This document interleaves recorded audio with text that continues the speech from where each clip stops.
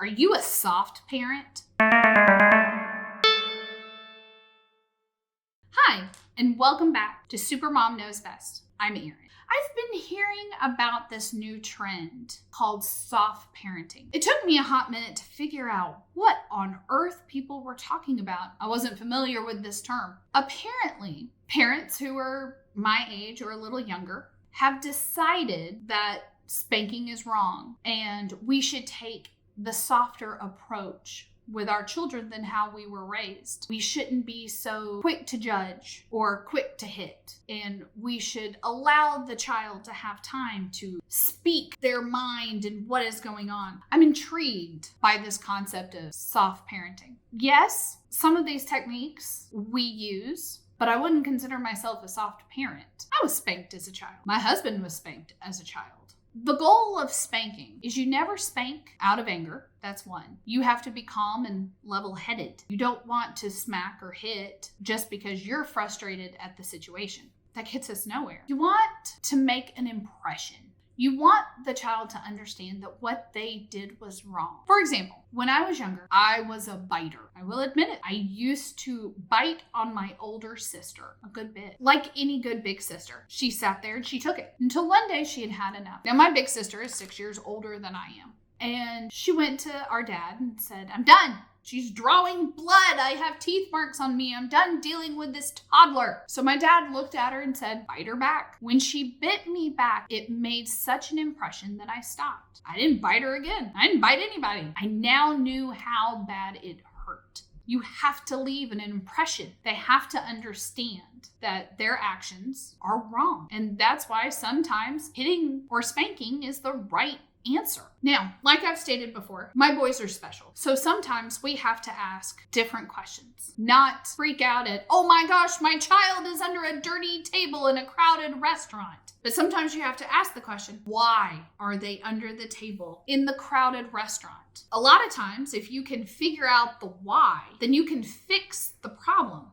And then there's no need because it was an easy fix. And that to me is a little bit of the soft parenting approach, the asking yourself why and not freaking out at the what. Now, I will admit, I spanked my children when they were little, same as I got spanked. I popped them on the hand when they touched something or tried to when I told them no. I pop them on the leg. But again, it was all just to make that impression that what they were wanting was not a good idea. You don't want them touching that knife. You don't want them touching that hot stove. A pop on the hand to say, "Don't grab that knife," not a bad call. You don't need to be asking the child to tell you what is their truth and why do you want to touch the knife. In that type of situation, it doesn't matter. The answer is no, I'm the parent. I said so. I've always told my boys that you are second-class citizens in this house. We love you, we respect you, but you will give us respect, and this is a dictatorship. Now, granted, I'm a very nice dictator, but it is a dictatorship. And I will tell you when you get to have a say and an opinion. And when they were little, the biggest decision they had to make was strawberry or grape jelly on your peanut butter and jelly sandwich. Or do you want to wear this shirt or that shirt? You don't get to have a say. You're not old enough to have a say.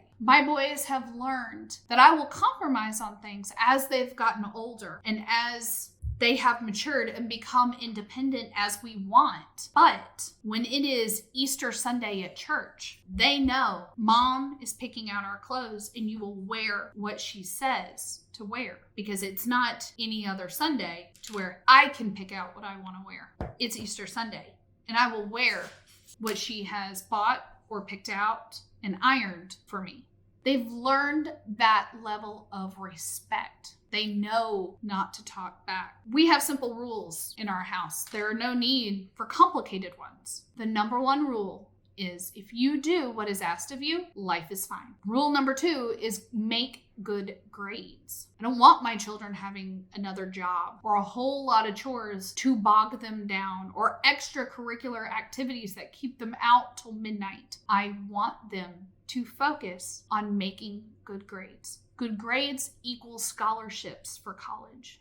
That is your job. You are a child. Now, when I ask you to clean your room, bring me the trash, put all the dirty clothes in the laundry, they say, "Yes, ma'am," and they do it. One of our other rules is I will respect you if you respect me. As long as you communicate whatever is going on. Mom, I'm finishing up a phone call with this friend.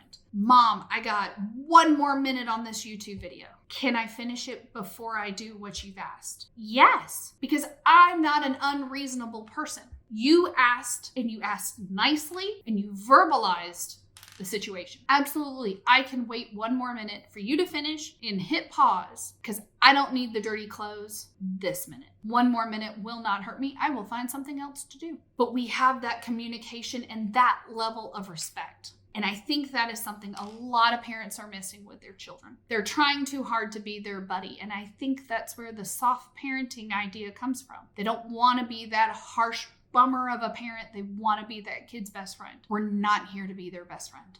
We're here to be the person to guide them and to teach them what is right and what is wrong. If we were here to be their friend, then we would let their friends raise them. I'm not their friend. I'm their mom. I love them. I will protect them, but you will respect me and you will do what is asked. And if you don't, you may not get to eat dinner. It's just a joke. So those are my thoughts on soft parenting. What are your thoughts on soft parenting? Are you a soft parent or are you like me and you're a little bit of a dictator?